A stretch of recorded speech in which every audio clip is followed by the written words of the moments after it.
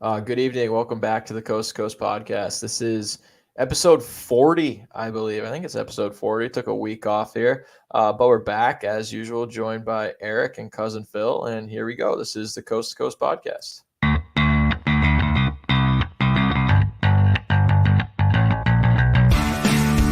Thinks the earth is flat. So it never sat well with me.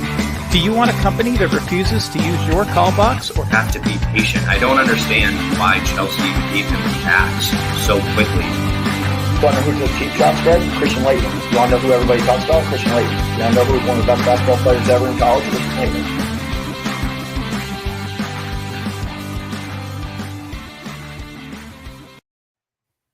So a lot's happened since our last episode. We did talk about it a little last time. It is March Madness right now.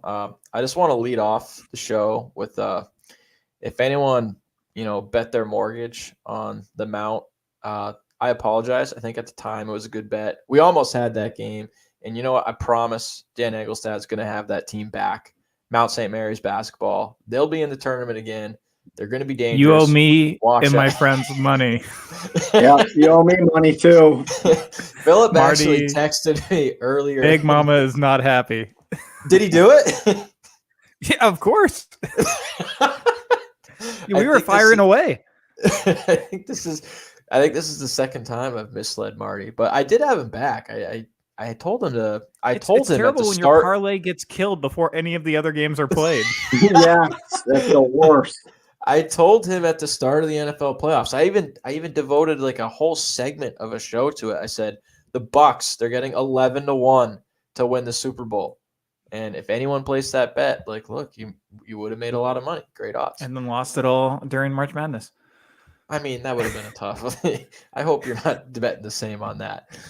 Anyways, first topic of the week here. We got to talk about it. It's unavoidable at this point. And I feel like our last show, we were probably talking about how badly we wanted this guy to be the New England Patriots quarterback. And now, I mean, this guy might be going to prison at this point. Deshaun Watson, I don't even know where to go with it because it's just a lot of times people say like, I just can't believe it. I just can't believe it. Well, at what point do we start to actually just realize that some of our heroes really aren't what we think they are? How many accusers is it up to now? Well, there's 24 women that have come forward with allegations, according to the lawyer. Only, I think, 19 right now are pressing or are part of the lawsuit. So it started off as like one. And it's interesting for those of you who don't know. So it started off as one allegation, and just the nature of it, the lawyer kind of said like there'll be other people coming forward. Like this isn't a singular incident. And soon it was up to like 9, then it was up to 14, then it was up to 16. Now it's up to 19. So that number can keep growing. There's one person that did an interview with Sports Illustrated, and she's not part of the suit, but she was just expressing and telling her story of what that experience was like for her and how it was the most uncomfortable position she's ever been put in. And so, yeah, it's ridiculous how many allegations there are up to this point. And it's interesting because I feel like ESPN, I mean, they're covering some of it, but I feel like that it's not getting as nearly as much coverage or talked about as it should be. And it's interesting when you have the NFL who basically tells ESPN what to do. ESPN who has a huge vested interest in showing NFL games, and it's in their best interest to portray the NFL in the best light, right? So it's weird when the NFL wants to investigate, have an internal investigation. You know how that's going to turn out when the ESPN's not reporting about it as much as it should, because it's not a good look for the NFL. One of their star prize QBs that's supposed to be one of the future QBs of moving on after the Tom Brady, Aaron Rodgers era, to have him and Mahomes and Jackson. And it's disappointing. I mean, we're up to like 20 allegations and it's not nearly talked about as much compared to when Deshaun Watson asked for a trade. Look at the coverage that got compared to the coverage it's getting now in regards to 20 allegations of sexual misconduct. It's almost like a lot of major media outlets didn't want to believe it was true at first. But it's not even that. It's like you can listen to Bill Simmons and he's been quiet on it, and you have other people in shows that don't want to talk about it because they want athletes to come on their show. And if you come out against an athlete, because we talk about how it's a players' league, but it's like that for radio broadcasts and shows, and where people aren't talking about it, one, because it's probably ingrained in their culture as well, but two, because they want to keep those relationships healthy with other players. Luckily for us and for the listeners, we're not having any players on our show in the time being. They're not calling us up yet. So we can kind of talk about it a little bit more unfiltered without having to worry about Deshaun or these other players, whether they want to come on or not. Because, like, I don't care. Like, if you're getting 20 allegations, you couldn't pay me to come on my show. Like, I would stop watching the New England Patriots if they traded for this guy. I would. I'd be like, I'm done. I'm out. And not a lot of people want to draw that line. And for those that are curious, because I feel like a lot of the times when there's allegations or things like this, people often just read the headlines and try to, I was going to say people try to also poke holes in it by default. To try to poke holes in it, they take a side before even listening to any of the arguments. So I was going to just read off some of it, and this is very brief, and I would encourage anyone that's before forming an opinion, just to go and read what some of this stuff has been saying. So the pattern has been, and this is why they thought many people would come out, is Deshaun Watson would reach out to people on Instagram, massage therapists, and slide into their DMs and be like, hey, could you do some work for me and traveling in town? Or would you come over here? I can fly out, whatever. So, and then from there, it would get very uncomfortable. So, two of the lawsuits allege that Watson, and I'm reading from an article from, I believe, Sports Illustrated, or it might have been Yahoo, but it was Watson committed civil assault by exposing himself and touching the plaintiffs with his penis. Both lawsuits also say the plaintiff grew uncomfortable during the massages, and the women abruptly ended their sessions after Watson acted inappropriately. They did not respond to additional attempts at communication from Watson, who initially set up the meetings via Instagram. The quote is, "It became apparent that Watson wanted more than a massage, wanted a massage for only one reason: sex." Another allegation told the plaintiff, and then Watson allegedly told the person, "I know you have a career and a reputation, and I know you would hate for someone to mess with yours, just like I don't want anyone messing with mine," which she considered a threat. I don't think there's any other way to take that. Another account. I feel like some of these we've I don't want to say heard before because each case is different, but it's like, I feel like we see people in positions of power using these same tactics yes, way too often. I mean, it's like it's an athletic Harvey Weinstein move almost. It pretty much is. And sorry, I should have announced before reading or talking about any of this stuff of a trigger warning for anyone that's been impacted by sexual assault. So I'm going to go on trigger warning now. If we could put that in the beginning before the other would be great. But one was Watson got more aggressive, forcefully telling her to move her hand down to his pelvic area. And then she felt intimidated and threatened and forced to perform oral sex on him, and that she didn't consent. So basically, when you have someone the size of Watson yelling and making these demands, you're not able, I mean, it's a scary position to be in because you're in a room alone with someone and you don't know what's going to happen. And so these go on, and it's just interesting because his statement was that he completely respects women, and which is a bold thing to say when someone that's not filing a suit against you said that you were the most uncomfortable and unprofessional client they've ever had. So some of these articles you read, the women talk about, these aren't backroom masseuses. These are women that do this for a profession, thousands of clients, right? There's multiple articles out there. I have thousands of clients that I work with. And I think a lot of the people that jump on the side of trying to poke holes in it, like you guys have touched on, say, these are just, this is a woman that's trying to, get money out of Deshaun. I'll do anything.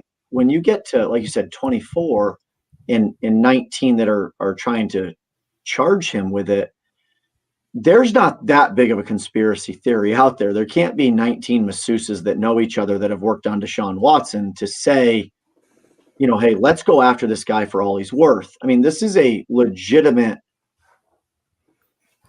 lawsuit that is coming up against him, and there's multiple that are going into it. I mean, they're talking about him then re-DMing these women and trying to get them to delete their original DMs. And I know that his lawyer, I can't remember his name right now, last name's Martin or something, or Hardin or something, said that he hasn't deleted a DM since March 15th, which is the day before any actual lawsuit was brought. March 15th, which was any lawsuit that was actually brought on him was, I think, March 16th.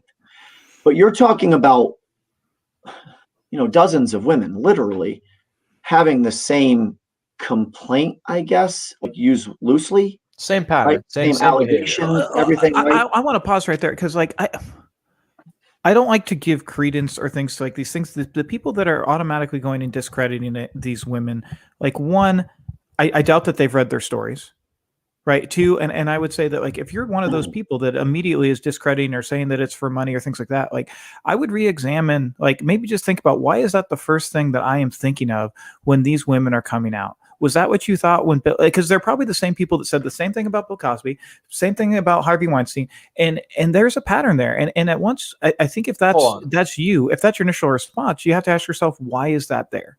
So I was actually going to try to prompt you on this, Philip, because I think with your line of work, you're pretty knowledgeable about this, more knowledgeable than me, I'll say. You've given me some great advice in terms of dealing with some stuff in the past here. If there was, I was going to ask you, like, specifically, if you were to address people, and I'm saying, let me give you a little context here. I read an article, I think it was it Deadspin, BuzzFeed? It was an article where it was the editor-in-chief of some sports outlet, and it was almost like he was glorifying himself for not allowing his company to publish something that was very pro Deshaun early on in all this happening. It was like day 3, day 4. And he was like, yeah, like, we were going to publish this and we didn't, like, cool. And it's like, man, like, why was that your first reaction? And just reading it, and the fact that this guy, like, wanted credit for not putting something out there that was pro Deshaun early on. I was like, man, like, why do you even think you deserve credit for that? Like, that, the baseline should be listening first. Yeah. And so what I was going to ask was, Philip, if you could say something, if you had the opportunity to address every person that thought like that from the start, what would you say to them directly? And I know I'm putting you on the spot here, but. And is that in regards to the people that respond like, hey, look, I did a good thing, or the people that are, like, questioning the people that by default are like, this is kind of fishy.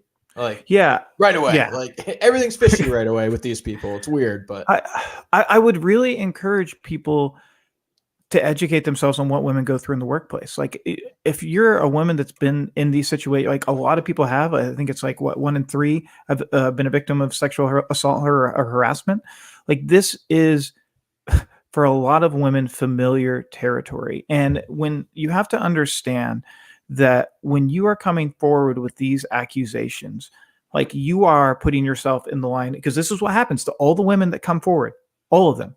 Like, in big cases like this, you're going to be called a liar. You're going to have to relive the trauma that you went through, that you're going to be harassed. You're going to get death threats when people find out your name. Once this gets more public, like, information is going to be leaked. They're going to shame you. They're going to rid your name. They're going to try to ruin your career.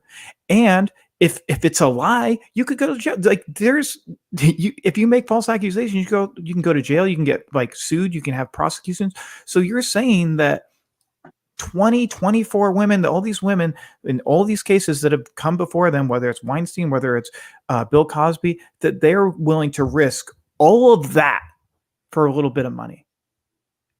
And it's just insane to me that people are like, we can't take sides, but in essence they are, where they're saying, I'm going to believe this one person in his integrity of word, but not these 20 women that have been victims that are risking everything. Like Deshaun Watson, yeah, he's risking maybe his career, but these women are risking, like, death threats and everything else. And I would just implore people to really listen to women and their stories first, and read about them and understand what it's like for a woman to go through that trauma. You can read To Catch and Kill by Rowan Farrell. You can, if you just want to watch a movie, go watch A Promising Young Woman and see what that process is like. It's just stop. Like you said, Greg, first we need to stop and listen and know what these people are going through.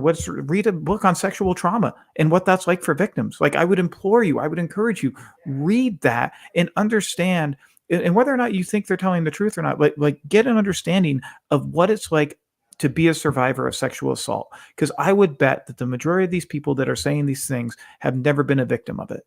And I don't mean to cut you off, Greg, but, like, Phil, you talked about risking his career, right? I think, and I'm not trying to make an ignorant statement, I think the NFL is the worst professional sport out there that takes guys' careers away, right? I mean, even like I'm a baseball guy, and you have guys that took steroids and hit home runs and things like that, like didn't hurt in the grand scheme of life, like anybody's lives. Maybe a guy got cut or something like that because he gave up a home run, but like they're not letting him in the Hall of Fame, right? Like real players that changed the game of baseball, which by the way, in that era, everybody did it, whether they got caught or not. And everybody knows it. But you have people like Kareem Hunt. You have people like Adrian Peterson.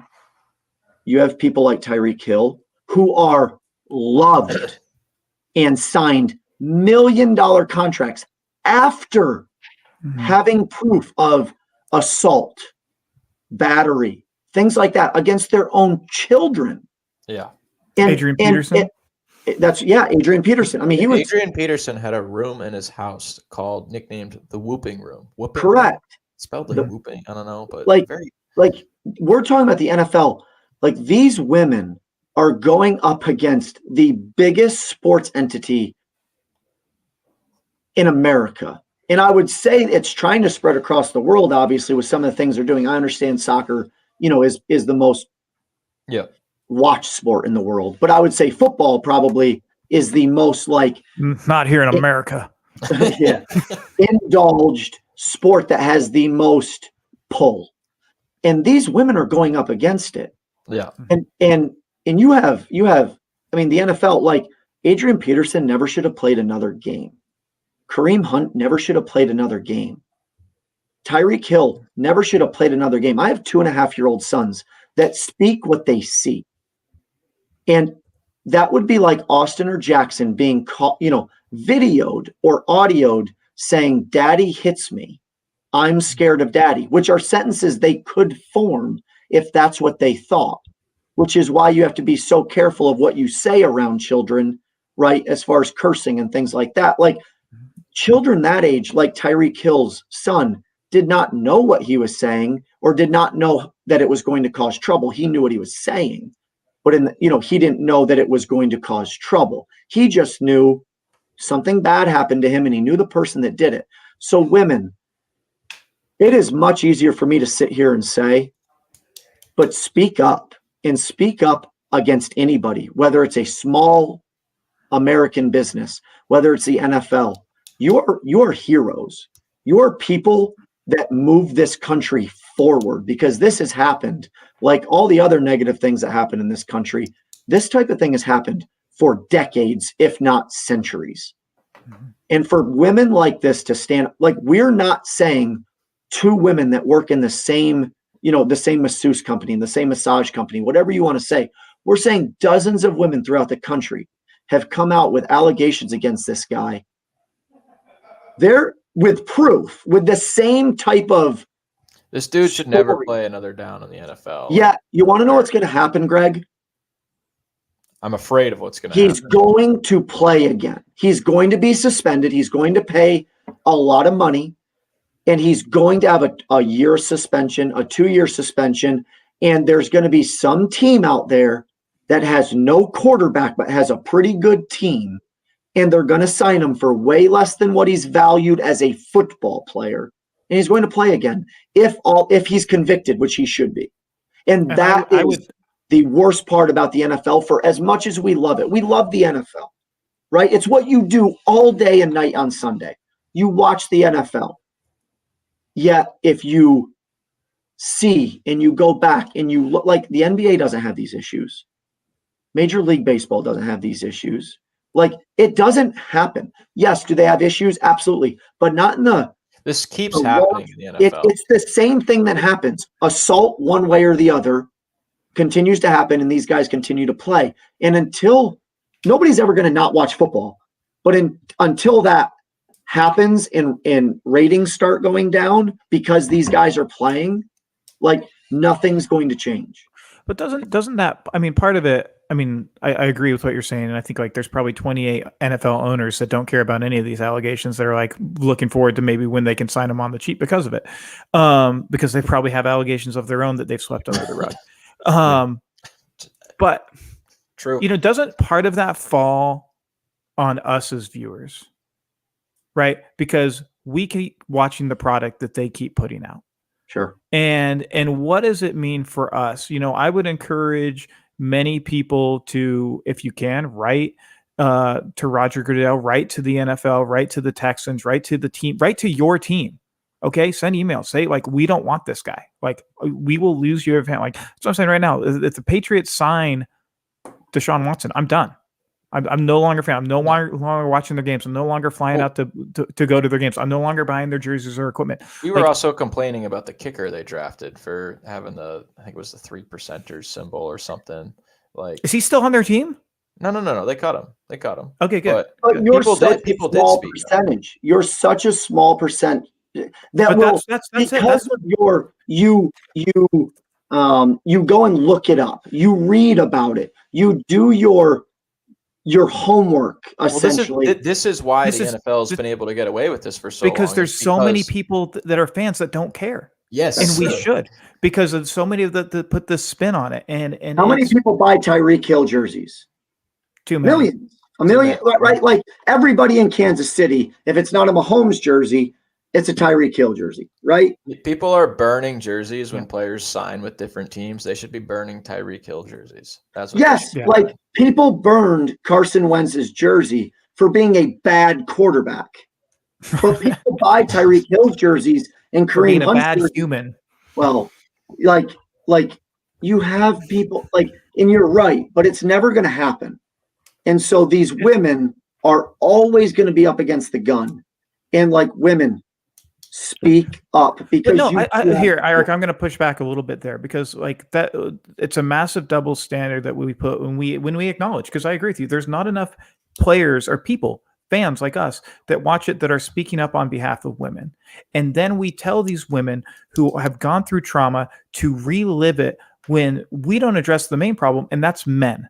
That's men. That the majority of football watchers are men who are watching it, who don't give a flying fuck. They're not calling in. They're not burning Deshaun Watson jerseys. They're not telling their teams not to sign them. They're not saying we're not going to put up with this. But then we sit back and we can say women need to speak up. It's no, men do. We need to be the ones to voice this outrage till we can show the women, hey, we have your back. Because right now what happens is it's spin. We take Deshaun Watson's side. We say we discredit, people are discrediting women. We need to go after those people. We need to go after these people that are going to be making death threats, that are going to be slandering names, that are going to be representing this way. We need to provide a safe place, because I want to say women, every woman that does speak out and has done it is an absolute hero. They should get an award. They should get a plaque, after the lawsuit and everything's settled, they should they should be put in the Hall of Fame of the Texans, because they've done more, been more courageous than anyone on that team has ever been. Yeah, that's well said. No, it's well said. Really well said. Okay, we're gonna we're definitely gonna move on, but it's also a little bit. We're gonna talk a little bit about equality now. Great topic. Keep it transition to more mistreatment of women. Yeah, it's March Madness, and my God, I cannot. What a colossal screw up by. Nope, that's letting them off the hook. You know what? The NCAA... It's par for their course. The NCAA Greg, I'm going to save your job, because I'm an interscholastic coach at the high school level. The NCAA has been and will always be run by the dumbest people in the country. The dumbest. The rules that they make, the reasons why they make them, and then all the bullshit that they put on TV to squawk about equal this, equal that. We're the student athletes in the best interest. You're all a bunch of goddamn liars. And you take your millions of dollars and you give the fucking best women athletes in the country for basketball. You give them one set of free weights. You are the dumbest people in the country. For those of you who don't know what we're talking about, a player from the Oregon Ducks, the Oregon Ducks women's basketball team. She posted a TikTok of the women's weight room, and when I saw this, I didn't think it was real. I thought this was satire. I thought it was a pair. I was like, that's not true. And she posted it, and it's one of those small racks of arm weights that goes up to probably 15 pounds, and it's one of those. And she's like, here's the women's weight room. And then she flashes over to the men's weight room, and it is one of the nicest weight room facilities you've ever seen. And it's insane. And then to top it off, I couldn't believe this. The NCAA was like, oh, we messed up. They posted a picture of the new women's weight room, and it's really nice. And they go, the weight room has arrived. Let's go. Which is Did not you hear what they said, though? Originally, they said that there wasn't enough space. And this basketball player, literally with her iPhone, scans onto the free weight set, which, by the way, why didn't you make them pink and purple weights just to add gasoline to the fire? And then she scans around the room, and it's wide freaking open of nothing but air. That's it. Just air. Just we don't have space. Like, hang on, I need to. I have to address this tweet though.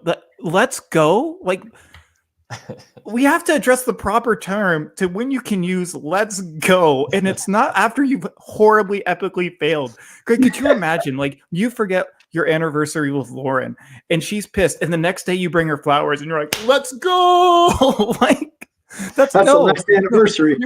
You don't get to be excited about your shame. Like, you need to apologize. You can't be like, yeah, we did it. We did the bare minimum. Let's go. Like, unbelievable. After a national outcry. I'm trying to remain after quiet. The TikTok video, they show it, and then days later, they fix the problem. They're like, let's go. It's like, no, you shut up. Gino Auriemma, who is the most highly regarded women's basketball coach ever, right? And I'm not just saying women. I mean, he's one of the greatest basketball coaches ever, right? Him and Pat Summitt, even though they're on the women's side, I mean, are unbelievable forces that have changed that game. They're winners.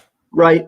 So you have a guy that has won. I mean, he's had multiple 100-game winning streaks. I mean, could you even imagine that as a coach? Having multiple gold medals. Right. I have those same winning streaks on Ticket to Ride against Greg.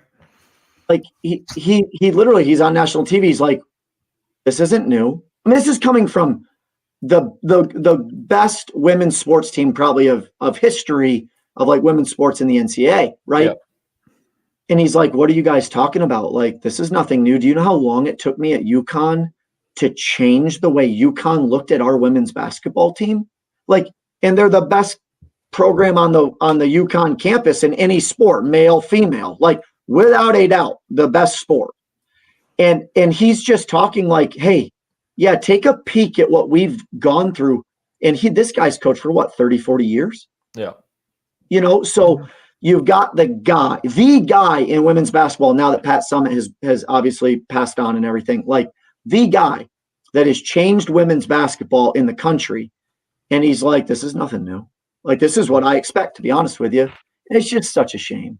And it goes to mention, guys, college sports, it's not for profit, so there's no reason that the women should have anything different than the men. That's right. What blows my mind about this, and I've been a little bit mute during this because I do in any reason, not just because it's nonprofit. I work at an NCAA institution. It's like Gino said, this has been going on forever. Just in today's climate, I'm just mind blown that the NCAA didn't no one stopped and thought hey, maybe the optics of this aren't the best right now. Usually we can hide this because the tournaments aren't going at the same location at the same exact time, but maybe just once, maybe we think about making things look. How do you mess this up? Yeah. How do you mess it up? It looked like they forgot, and they're someone's like, hey, I got some arm weights in the back of my trunk. Go down to Dick's and get fucking run down to Dick's. Sorry for my language, but Jesus, this is the most embarrassing thing that I've ever seen. Here's your UPS forgetting thing of the week. The NCAA in the weight room of the women's basketball national championship. Fast forward to the end of the show, guys. You came with fire tonight. That is so unreal. Funny. It's yeah. The NCAA loves. I mean, it's So we have Title IX officers across at every campus and everything. Everyone knows Title IX and how it stands in sports, even though it's actually so much more than sports, which a lot of people don't know. It's this was a massive violation right here on the NCAA alone.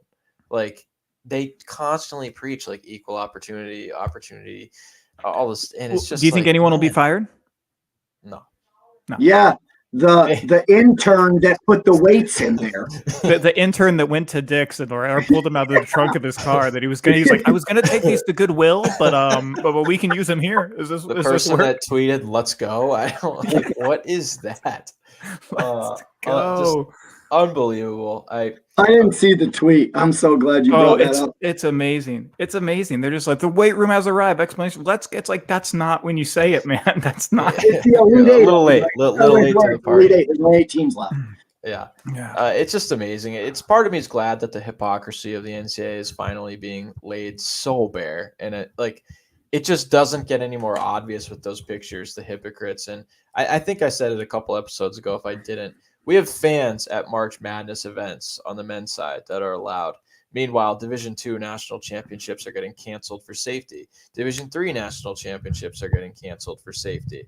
But we all saw the college football playoffs happen, and now we're seeing fans in the stands at March Madness. Like, do you actually care about safety or not? Like, you don't get it both ways, and it's just so they've been able to pretend it's not all about money, and now you can't pretend anymore. You're just getting found out.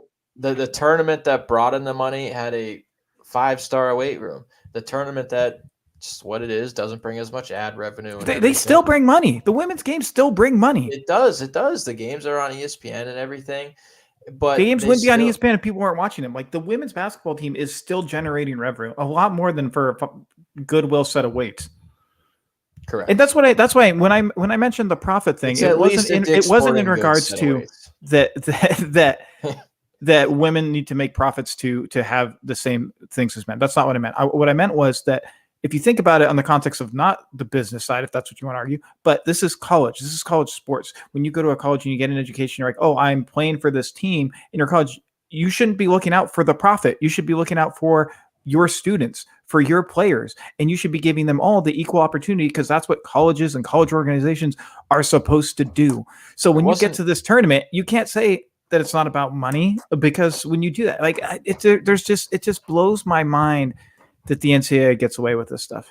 It wasn't just $1 billion industry either. It was also food. Like, it was, I mean, they literally catered in food for one and then gave Lunchables to another. Sorry, glorified Lunchables. Like, and this is the same across the board. If you go to women's soccer for the Olympic women's team and you look at their accommodations compared to the men's, and the women's team is much better than the men's, and their accommodations are trash. Shout out to the U.S. men's national soccer team. Just missed our 4th Olympics in a row.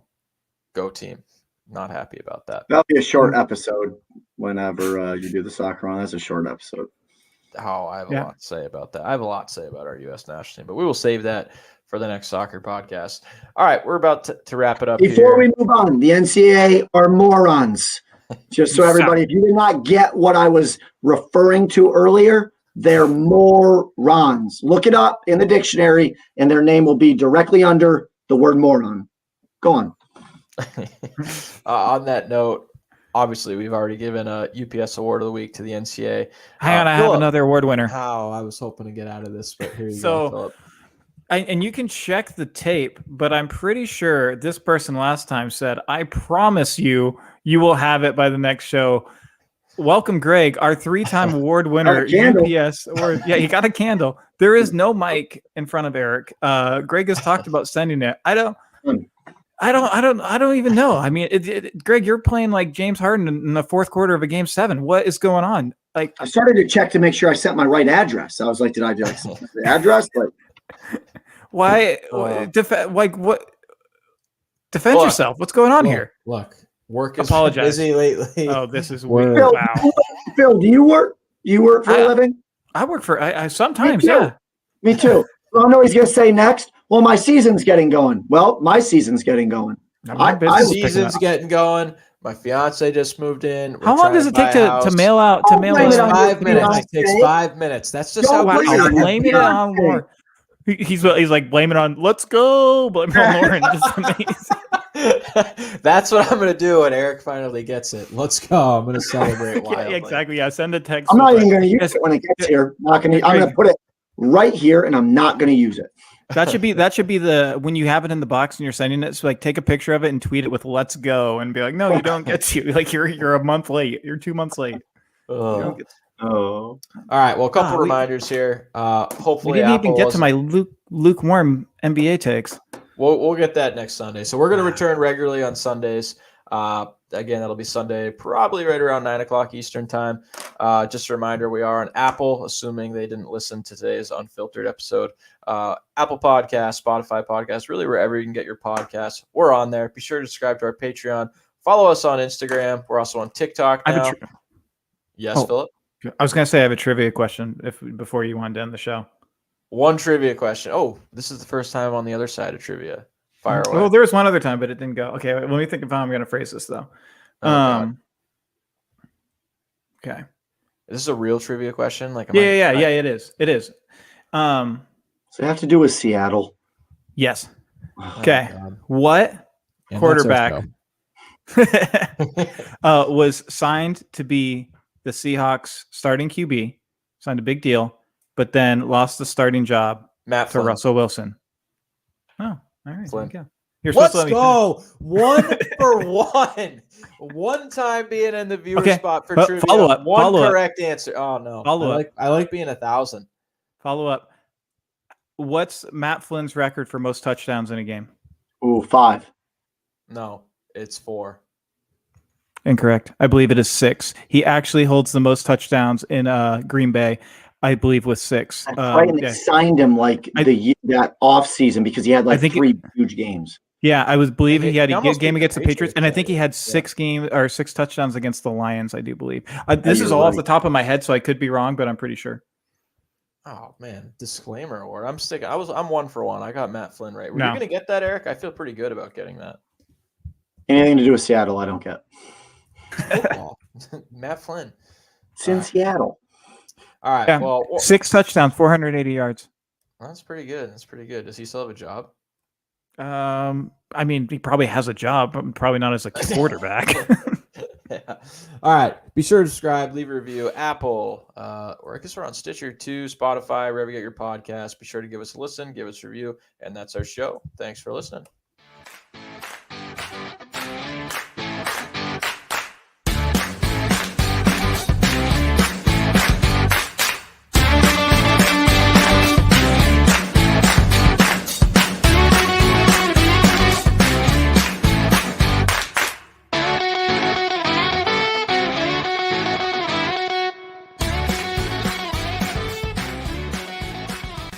Coast2Coast podcast is hosted by Greg Gilmore. That's me, Philip Marino. The show is produced and roughly edited by yours truly.